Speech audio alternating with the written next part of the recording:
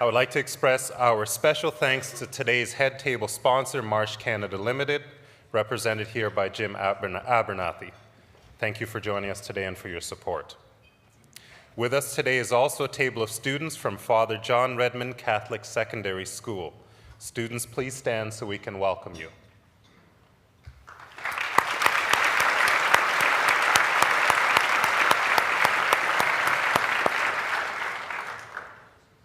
Folks, it is my pleasure to introduce Calin Rovinescu. I'd like to begin by pointing out the obvious, namely that every sector experiences its highs and lows. In many cases, the best one can wish for is more smooth takeoffs than rough landings. And as we know, the airline industry, domestic and global, has experienced more than its fair share of turbulence. So imagine you are Mr. Rovinescu. Your airline has recently been named Canada's preferred carrier by frequent business travelers.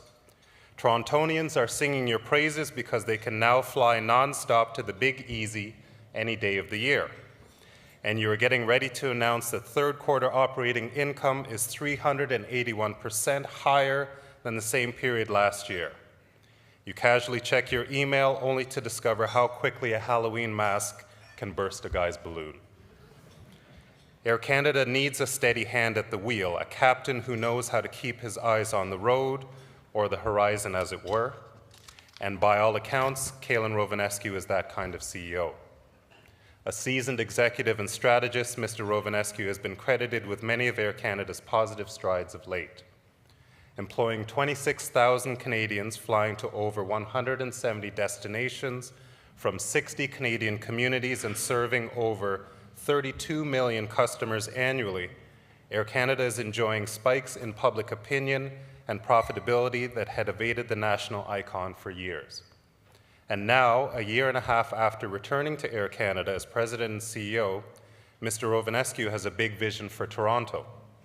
In his quest to elevate Air Canada from the 14th largest to one of the leading carriers in the world, Mr. Rovinescu has plans to help our great city become a global world-class gateway and an international business class hub. He has recently pointed out that in the last year, the number of US passengers who have traveled to Toronto on their way to international destinations has doubled. And I'm convinced he has some pretty specific thoughts on how we should be capitalizing on that trend. Our guest speaker is a graduate of the University of Ottawa, the University of Montreal, and McGill University. He's a member of the Quebec and Ontario Bar Associations. He is an alumnus of Stikeman Elliott LLP and Genuity Capital Markets. He serves on too many corporate and not-for-profit boards to mention, and he is here to speak about Connecting the World, a new Canadian aviation policy. Ladies and gentlemen, please join me in welcoming Mr. Calin Rovinescu.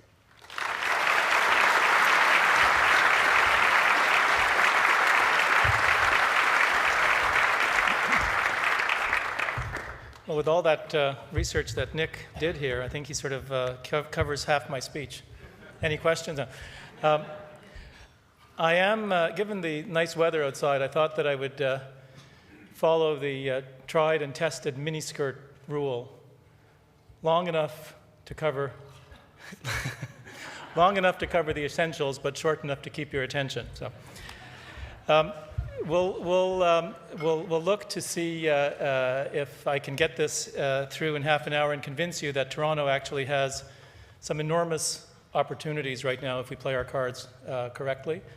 I think, as Nick pointed out, this is a time for Toronto to excel, and once we've got the wind in our sails, so to speak, good things can happen.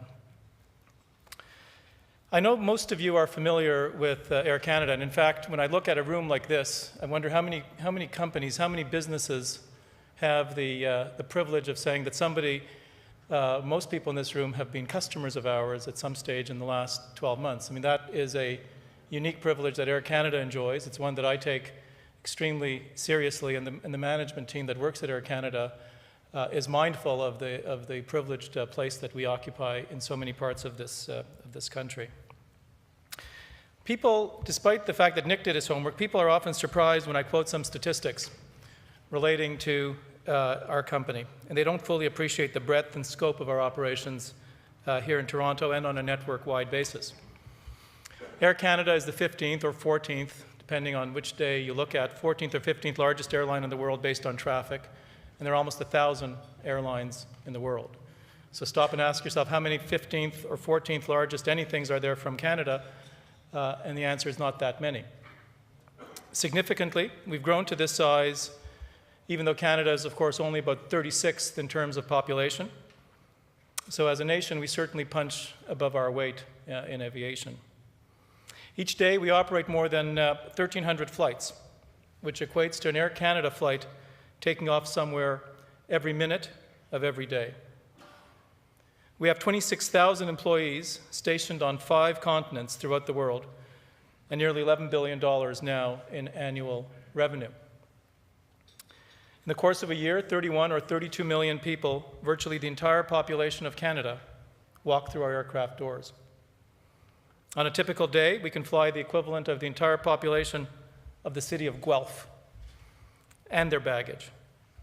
And every year, we board more than 15 million cocktail swizzle sticks. Toronto is our biggest and most important hub. Each day, more than 650 Air Canada mainline and Jazz flights arrive and depart from Pearson. On any given day, about 50,000 of our customers pass through this airport. We have 11,500 people, employees in Toronto, and a payroll in this city alone of about $1 billion. Just this past summer, we hired over 500 people in Toronto at a time when obviously everybody knows that Toronto is still hit by the recession harder than many other places in Canada, and unemployment continues at a rate of about 9.2%. So I don't think there were that many companies that hired 500 people here this past year, and so we're continuing to invest and take some risk in this market. We're a big company in a very tough and competitive environment. In my 18 months on the job, our operation has been disrupted by volcanoes, hurricanes, earthquakes, and last Christmas, we received a nice gift of an underwear bomber on another airline that turned our global security upside down yet again. Certainly most challenging of all was the severe recession that we faced starting at the end of 2008, 2009, which reduced our business by as much as 30% in key markets, such as the Pacific, for example. Encouragingly, the airline business, according to the IATA statistics, is improving around the world, and estimates are that the airline industry generally will have $9 billion of profit this year, but that is a razor-thin margin of less than 2%. So, this is an industry that is extremely challenged. For our part, we worked through significant challenges that threatened Air Canada's very existence last year. But even in the darkest depths, we were planning our return, and we vowed to win the customer back. And we did just that. As we ended 2009, Air Canada was named Skytrax's best airline in North America in a survey of 17 million frequent travelers. And 2010 has been a pretty good year so far. Our stock price has almost tripled since the start of the year, and virtually all the research analysts covering the company have a buy rating on us. Last week, we reported one of the best quarterly operating results in our history, with operating income of $327 million, as Nick indicated, close to 400% over last year's period. Our planes flew more than 84% full in the third quarter. Passenger revenue year to date has increased $780 million, and cargo revenues increased 34% over the same period. Traffic is up 8.5% overall, with growth in virtually all markets, led by a spectacular 22% growth in the Pacific. And remember, Canadian GDP growth this year is expected to be less than 3%. So we're seeing 22% growth in the Pacific at a time when we're obviously domestically looking at minimal growth in this country. We've doubled our liquidity more than doubled our liquidity, and now have over $2.2 billion cash and short-term investments, and have opened up significantly new capital sources and markets in both the United States and Canada.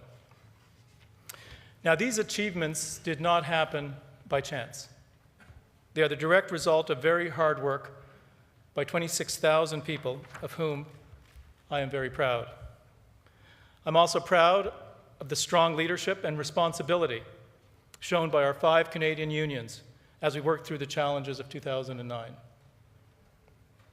Our strong sense of partnership and support shown by Aeroplan and Jazz, ACE, and other large suppliers, and our travel trade partners, many of whom are in the room, who stood beside us in 2009.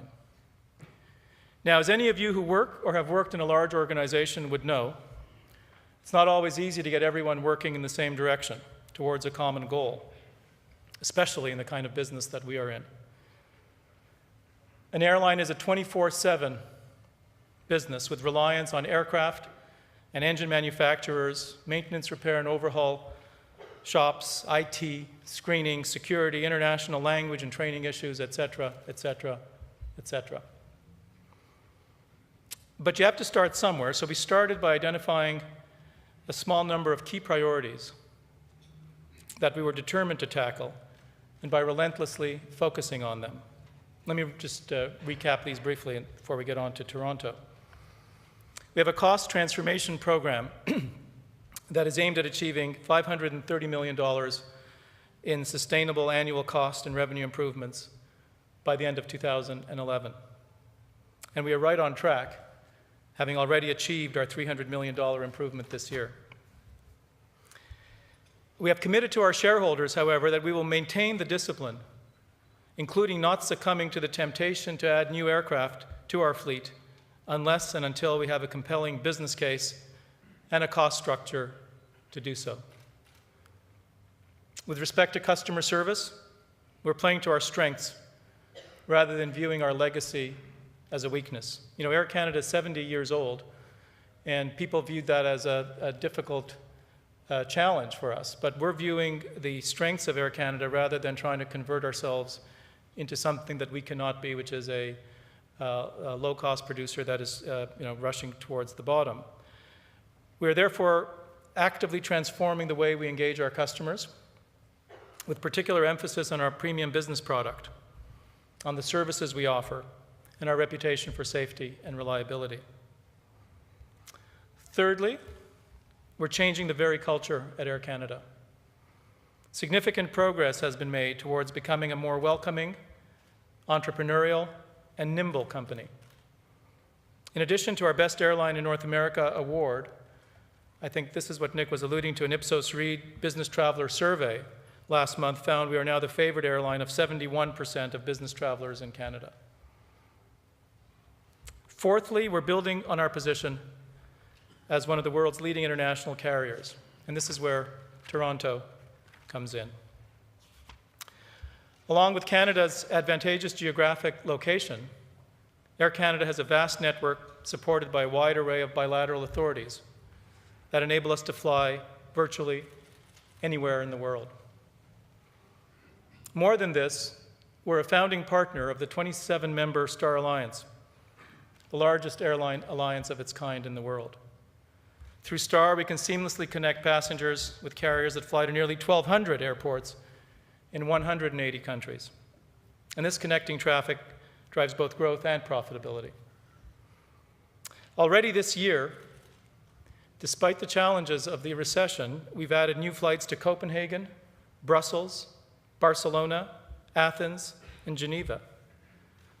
We'll start service to Haneda Airport in Tokyo this spring, in addition to continuing our service to Narita. We've added new service to Rome and Mexico City from Montreal and Vancouver. So we're determined to take risk where risk makes sense.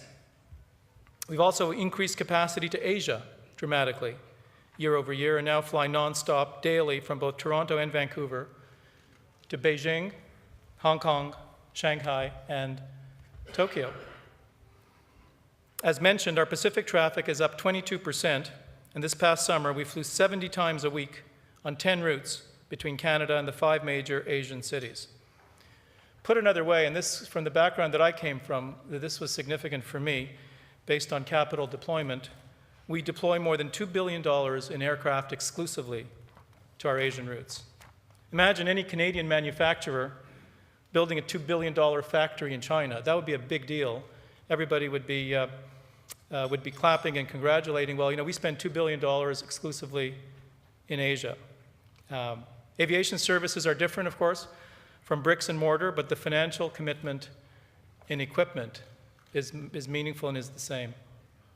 Significant commitment of resources and demonstrates that we are serious about serving this important market and making Toronto and Vancouver global gateways to Asia. Asia will continue to grow in importance for us. Last year, intra-Asia travel exceeded that of North America, and IATA predicts that by 2013, an additional 217 million travelers will take to the skies within Asia Pacific. The recent grant of approved destination status to Canada will also stimulate Chinese tourism. It is our emphasis on international growth that I want to focus on today. This is because Toronto, in particular, stands to be a major beneficiary of this. We firmly believe that we can build a global hub for international air traffic right here in Toronto.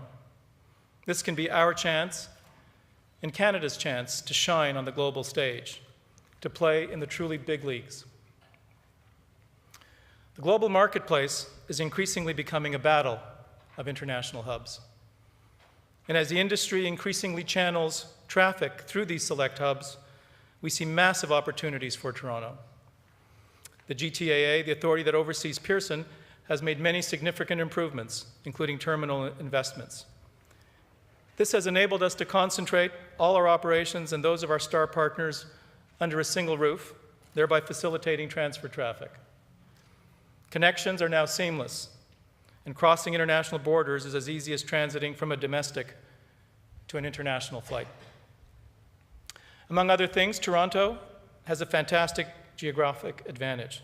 You'll see the catchment area. Pearson is located in the heart of one of the most populous regions of North America. It is the center of a very large catchment area of potential customers and is also a destination for an even larger number of business and leisure travelers. Remarkably, a quarter of Canada's total population is located within 160 kilometers of Toronto. The airport is also within a one-day drive or a short-haul flight for 150 million people, more than 40% of the US population. So leave this slide up for a second, because to me this tells the whole story. Toronto can absolutely compete with the best hubs in North America, and this just takes a certain amount of desire, risk, and investment. Flight times from here to Tokyo or Beijing, for example, are shorter or the same as from the major US eastern hubs such as New York and Chicago. And in addition, Toronto has better weather, as most of you will know, and far less air traffic congestion that often disrupts travel. So we will increasingly encourage that traffic to flow over Toronto. We've had significant success marketing this over the last year in the US for those passengers who must connect from secondary cities for international flights. And we've seen this traffic, which tends to be higher yielding, more than double over the past year.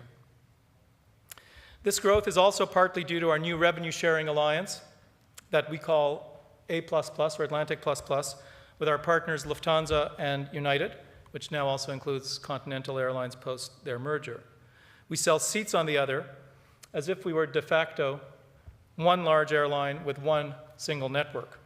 In effect, we're striving for what we refer to as metal neutrality, so that over time we become indifferent as to which carrier you fly over the Atlantic as long as it is one of the three.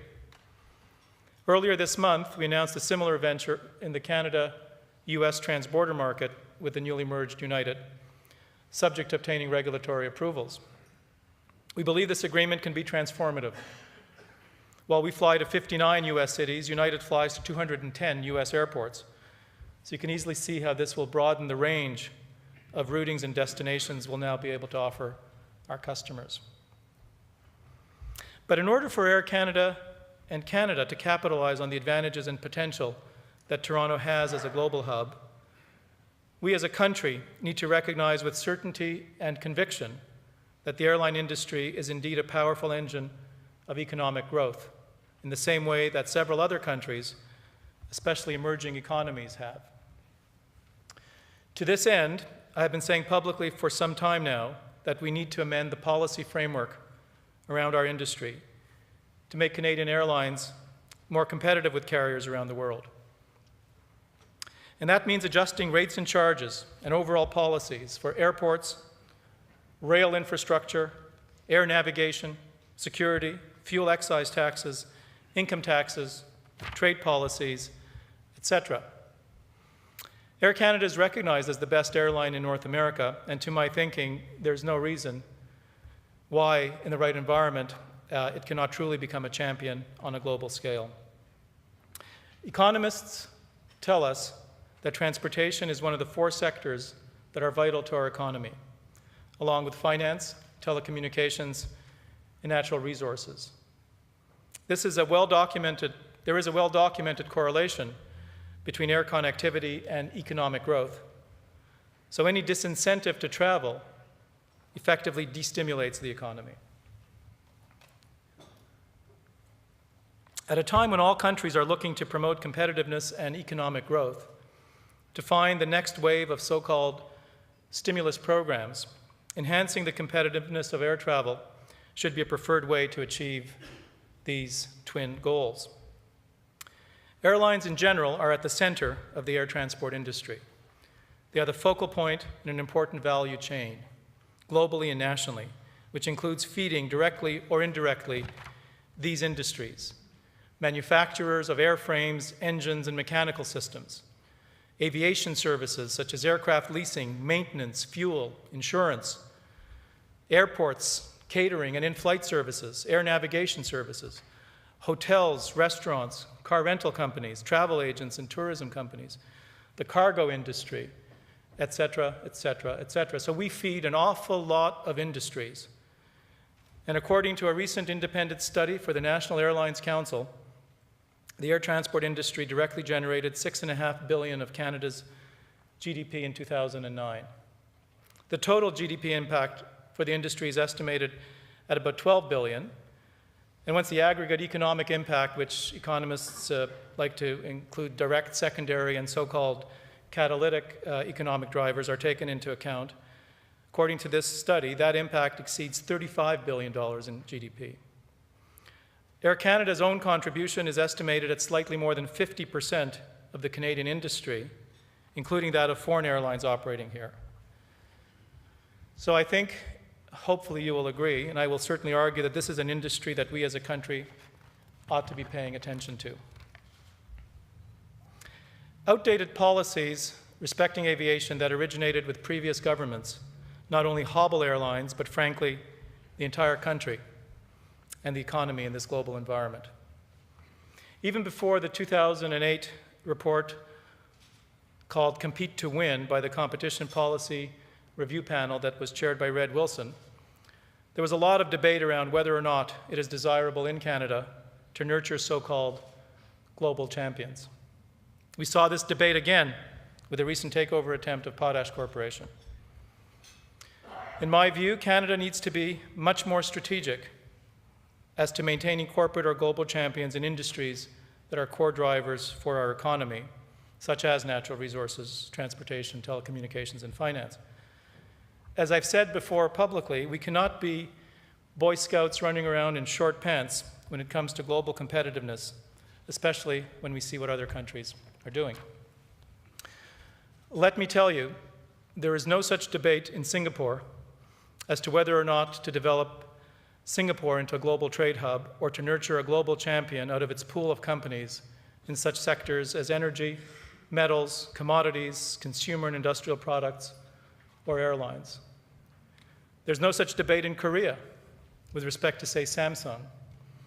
There's no such debate in the United States with respect to its Buy American stimulus program, Or closer to home, there's no such debate in the UAE, either with respect to the state's ownership, control, and aspirations for its ports and cargo infrastructure, or of more relevance to me, of its ownership, control, and aspirations for its airlines and airports. I commend the federal government for having the backbone to put the overall interests of Canadians before other considerations on these two issues that have been the subject of so much heated debate recently: the foreign takeover of Potash Corporation and the Canada-UAE bilateral air negotiations. In both cases, in my view, the government's actions are in the interests of Canadian commerce, Canadian jobs, and encouraging growth in the Canadian economy. There would be no net benefit for Canada caving in. This government's approach is key to assure the long-term viability of Canadian companies in two of the key sectors that drive our economy. The domestic framework is essential to becoming a global champion. So in Canada, with respect to our aviation industry, we need to decide: do we want a viable airline industry in and from Canada with one or more major world-class gateways to complement fair open skies with other countries? Do we want direct access from Canada to Asia, to Europe and South America from multiple Canadian cities, including smaller markets such as Edmonton, Halifax, and Ottawa? Do we care about competitive aviation costs based on comparable costs, particularly south of the border, in light of the North American Free Trade Agreement? We can continue to debate, but as we do, other regions of the world are actively working to create global aviation hubs and gateways. In certain parts of the world, we're seeing impressive construction of massive airport capacity, exceeding Heathrow, Frankfurt, and Charles de Gaulle combined. We're seeing massive aircraft orders. We are seeing huge investment in rail infrastructure. So a competitive framework, at least in part, means addressing costs. Canada's aviation sector has taxation and other fiscal burdens, which are a net drain of resources from this critical sector. Air travel in this country is subjected to more sin taxes than tobacco or alcohol. And to make matters worse, funds collected from the industry are generally not reinvested in the industry or its infrastructure. This is in direct contrast to other places of the world, including the US, where carriers and air navigation services all receive fiscal support to enable them to fulfill the strategic role they play in the domestic economy and social connectivity. Airport rent, for example. Although Canada privatized its airports in 1992, the Consolidated Revenue Fund of Canada continues to collect nearly $300 million annually in rent for these facilities. This is something no other developed country does, and it drives up our costs dramatically, unfairly, thereby making Canada less competitive. Indeed, we increasingly see Canadians driving across the border to Buffalo, to Plattsburgh, to Seattle to get on flights because they are cheaper. Consider Buffalo. Nearly 40% of the cars parked at that airport's long-term spots are Canadian license plates, and the airport is not shy about advertising the advantages on radio, billboards, and websites in the Toronto market. Yes, the price of a ticket on a low-fare carrier out of Buffalo is less expensive than what Canadian competitors can offer, but that carrier does not pay a fuel excise tax, and that carrier can land a A380 on average at less than half of what it costs to land here. The air traveler security surcharge. The Canadian industry paid more than $380 million from this in 2009, and early this year we understood that the fee is to be increased yet again by as much as 50%. Fuel excise taxes. In Ontario alone, in 2009, Air Canada paid some $31.5 million to the province in fuel excise taxes. So between airport rent, airport infrastructure, navigation fees and charges, and other direct and indirect taxes, we estimate Air Canada would save approximately $1 billion if it was a US airline with the same volume of business. This $1 billion could, of course, be reinvested to develop new routes, acquire new aircraft, create jobs, and build facilities. So I'll be going after that $1 billion pretty aggressively in the coming months. A competitive framework also means a competitive aviation infrastructure. Despite decades of talk and some good work by the GTAA, we're still years away from having a high-speed airport link here in Toronto. We're getting close, but I don't see it. And it won't happen before 2015, I understand, at the earliest. Vancouver is the only city in this country with a rapid transit link, and the Olympics, I think, had a lot to do with that, having been forced on the decision makers, leaving them with little choice but to accelerate. A competitive framework also means having balanced trade agreements. Air Canada is fully supportive of fair and balanced open skies with all countries where there is reciprocal demand. We've welcomed liberalization agreements with the United States and more recently with the European Union, two of the most competitive markets in the world where there is real two-way demand with Canada. And we're actively encouraging agreements with other countries such as Japan. However, I work for shareholders and customers and have responsibility for some 26,000 people and 25,000 retirees. So we're not supportive of demolishing our hubs and gateways or turning over hard-earned network and flow traffic to state-supported carriers of other countries where there is no such reciprocal demand. Ultimately, this will translate into less economic activity, fewer jobs, and fewer routes served. A competitive framework for Canada also means partnerships with airports to build strong hubs that in turn become global gateways. International gateway airports like Toronto are considered by economists to generate far more value for their respective regional and national economies than regional hub or so-called stub airports. And with very few exceptions, international gateway airports develop because major carriers use them principally for their networks. I want to pause here and acknowledge the tremendous efforts of the GTAA, who's been working in partnership with us to transform Pearson into a global hub. GTA is well represented in the room, and congratulations to its CEO and chairman who are here. While our relationship has in the past been somewhat strained, I can tell you categorically that they get it. They understand the value of a global hub and of flow traffic. They have worked very hard to reduce costs and improve facilities. And their efforts are also getting recognized by others. At this year's IATA AGM in June, Pearson was named the world's most improved airport. So I guess the message I want to leave you with today is that collectively, you and we have huge opportunities right here in Toronto if we play our cards right. And if we have the right policy framework underpinning our industry.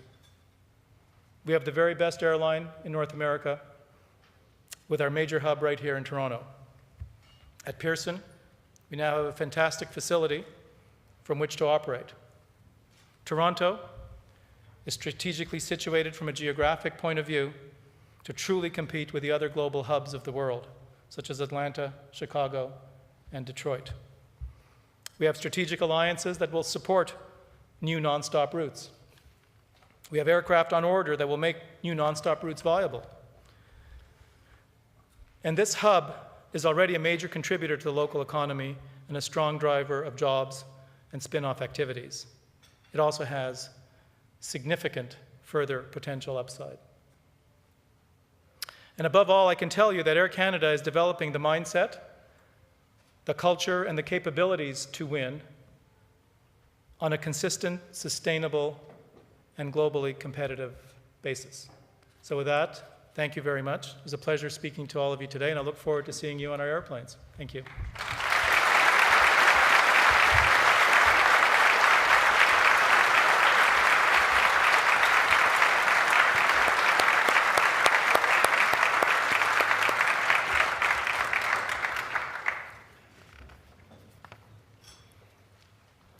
Thank you, Mr. Rovinescu. I'd like to now call Gordon Rahman, Director of the Canadian Club of Toronto, to the podium.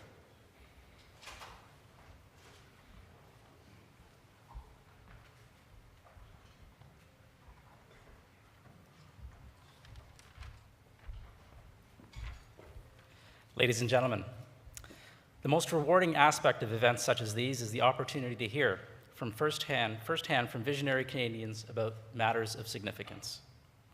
Mr. Rovinescu, you are one such Canadian, and we are thankful you chose this podium to share your ambitions and significant message.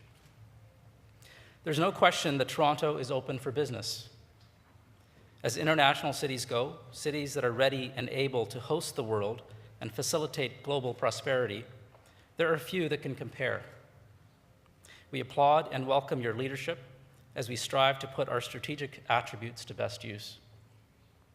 Mr. Rovinescu, it is exciting to see Air Canada doing well and to sense that Canadians are increasingly choosing your airline because they want to, not because we have to. We're optimistic that under your leadership, this trend will continue. On behalf of the Canadian Club of Toronto, thank you, best of luck, and please join us again soon.